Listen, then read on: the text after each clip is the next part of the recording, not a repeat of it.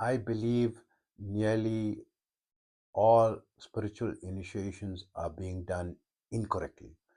And I'm doing this opinion from a lot of experience in this field. And the way I do the spiritual initiation is something that I developed as my own unique protocol because I understand the pitfalls and what lies ahead and what would help. And I've got now 46 years of teaching experience in this. And I'm going to be discussing the reasons why I've got this opinion and more details exactly what this is about in this video today.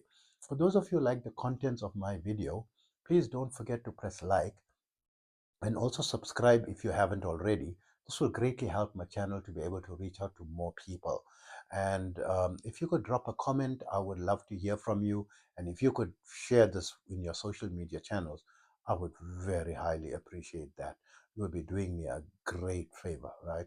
So for those of you who don't know me, I am Osman, hashtag the blind Muslim yogi.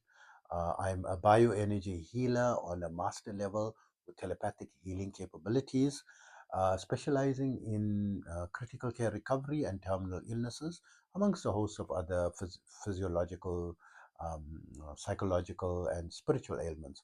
I'm also an advanced level yoga and meditation teacher, having been practicing this art form for almost 50 years and teaching now for 46 years. In that period, I studied under some amazing masters from different schools of thought, from different cultures across the globe, from the Far East, the East, the Middle East, the West, including the scientific communities. And I've created my own unique protocols, but adapted them for the 21st century, basically making them faster, quicker, easier, more time efficient, and results oriented. To that end, I now have students in over 100 countries. And my favorite protocol is my 5-minute yoga and meditation program, which you can download for free by visiting my website, yogawellness786.com, and where you can also get more information about my services. Also, remember, my therapies are all natural based and not a replacement for medical treatment. So, with regard to the spiritual initiation, there is a dormant spiritual energy in every person, and it needs usually 99.99% of the time activation from someone who's already spiritually advanced level.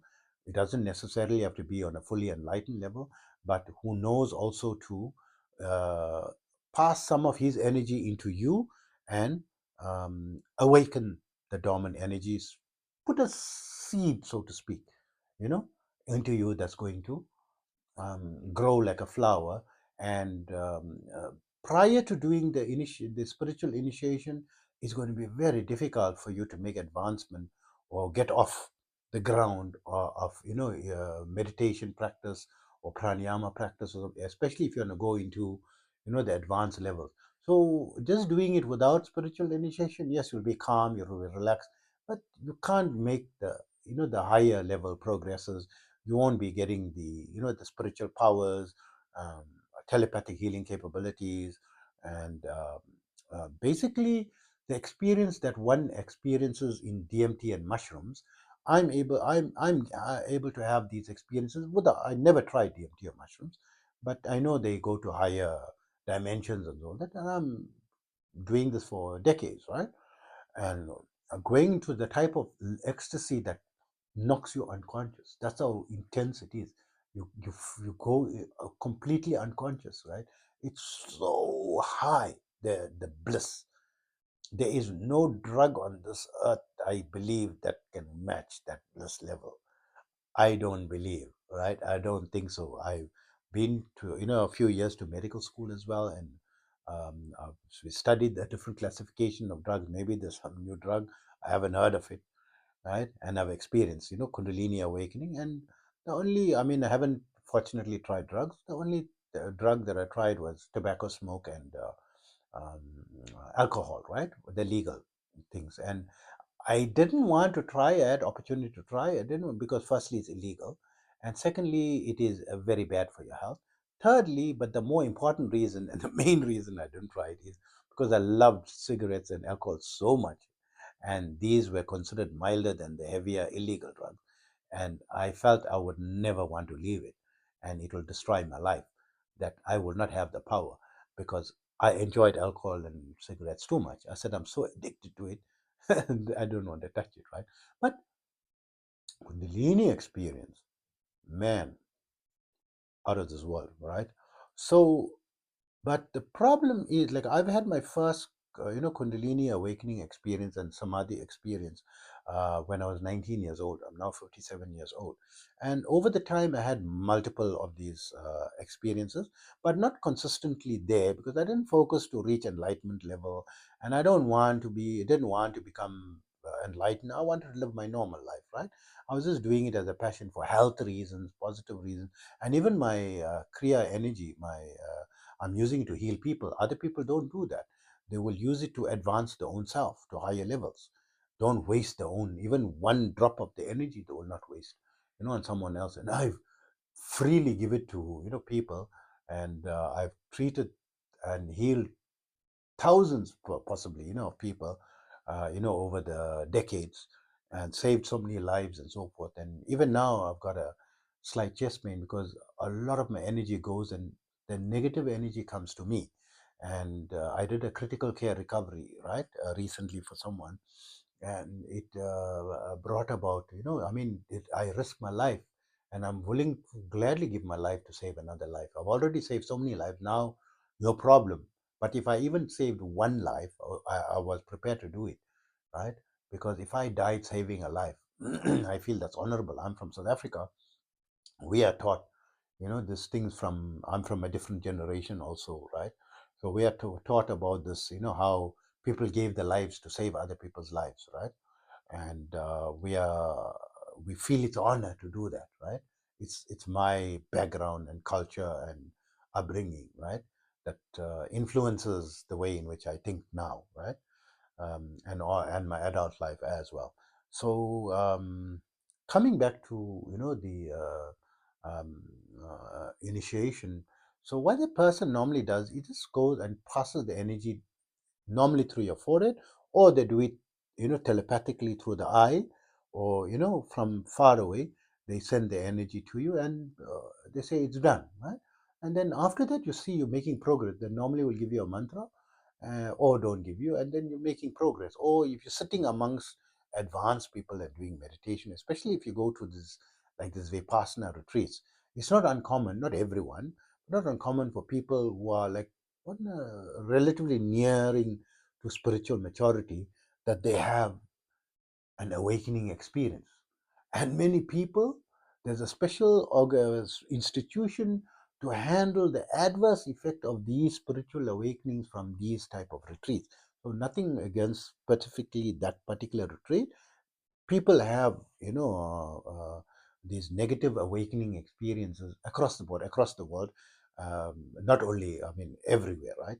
So I apologize for mentioning, that particular retreat. Got nothing negative against them, but there are people who say that, but it's not, they just being negative, right? It's for people who generally have, there's hundreds of thousands of people have negative experience because they've had some type of awakening experience, or came near to people who are awakened, and their energy involuntarily, they placed themselves in the aura of that person and didn't know. Because I mean, I look like a normal person, right? And when I'm going about in the shopping mall and so forth, no one knows. I mean, I'm not wearing my religion on the sleeve. I'm a business person. I go to the banks. I've got two companies registered here, and multiple other companies as well, and offering multiple services. And people just see me as a blind person, right? Who's got a business and who talks very confidently, right? And who doesn't seem to be stressed about his blindness, right? And but whoever I'm in the presence of, my aura is going to influence them, and my aura is quite big, right? Anyone is in the same room as me is, if they're feeling very stressed and they just sit in my presence, they start feeling relaxed and normal. I had many, I mean, decades, of people, reporting that they were feeling very bad, and they suddenly feeling, amazing. So you can have this, negative this thing. So in doing the spiritual awakening, the way that I do it with my students is, I try to do it holistically, that make sure that every chakra is also unblocked along the spinal column, because the energy is going to flow up the spinal column, and the seven major chakras are there. Make sure all seven, and the person who's getting the awakening or the unblocking or the spiritual initialization will also be able to observe the colors and ask them what color they can see, these amazing colors that they never could see before, in that just appears like a flash in front of them, right? The different amazing looking colors, and they feel amazing after that, and they want to have that experience again and again, right? Because they feel so good, from that experience. But what's actually happening, I'm removing the obstacles in the pathway, that when the kundalini, if it opens, it's got a free pathway and not major blockages that is going to unblock by force, and that what creates the adverse effects from a kundalini awakening, right? So that is removed. But the second thing that I do, I don't only unblock the main chakras. I later learned and developed that I need to unblock the entire, because there's not only seven chakras in your body, there's 114, right? 26 are awakened by default, but for spiritual awakening, you want to awaken all the others. Maybe there's blockages in others, so I make sure that head to toe everyone is unblocked, right? So I have my strategies, how I do that. So is it is it surprising that it's not uncommon, not across the board, but not uncommon for my students to report that they have an out of body experience within 1 to 2 days of me doing the spiritual initialization, and before that they did not have any practice that I know of. They didn't know what is yoga and so forth, because I'm mainly meeting Western people, right? People from Europe, from the US and UK, and from Russia, from Arabic countries that are anti-yoga and all that are meeting and doing chakra and blocking, right? They are open-minded people that not close-minded. Keep an open mind for science and advancement, and some things that going to be beneficial for you. Why not, right? So this is the important thing. No one is unblocking all the 114 chakras, and they don't know how to do it. They don't know how to do it in all likelihood, right? And they not unblocking your seven major chakras.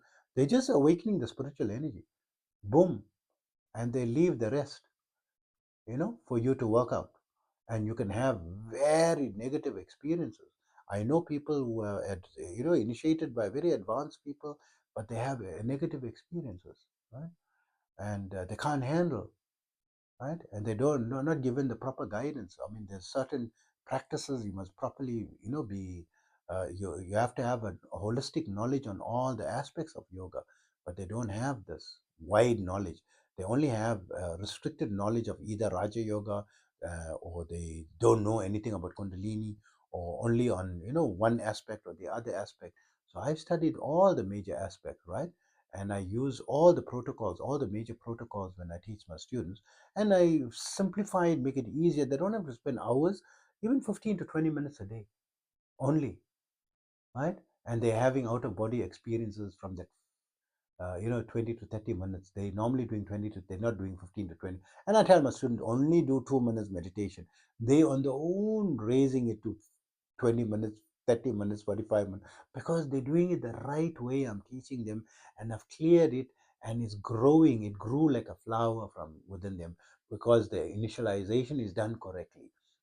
And I spend my life, my passion in this now for, I'd say over 50 years, because I've been passionate about this from my age of 5 or 6 years old, right? I'm now 57 years old, right? So I don't believe that, and I see and I hear of the other initiation methods. I say this is not the correct method, right? Yes, it does initialize you, but it's dangerous. All these methods are very dangerous, right? And then they say you must be under that guru's guidance all the time. Me, you only need one session with me. Finish. I'll tell you, I remove all the blockages, and I give you some protocols and a very simplified way. And you can connect with me later if you want more the same. But I am confident. So teaching yoga meditation now for 46 years, I haven't had, and I've got students in over 100 countries now, right? And I haven't had a single negative incident or a negative Kundalini awakening incident in any of my students to date, right? Maybe it's still to come, but haven't yet. So 46 years and over 100 countries. It's, you can say it's almost epidemiological. You know, my result so far it's 0%, right? Negative. So hope that information helps you. Take care of yourself always.